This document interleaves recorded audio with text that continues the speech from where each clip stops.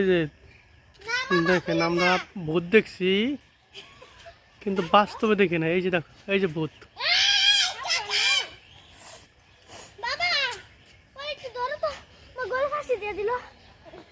ওই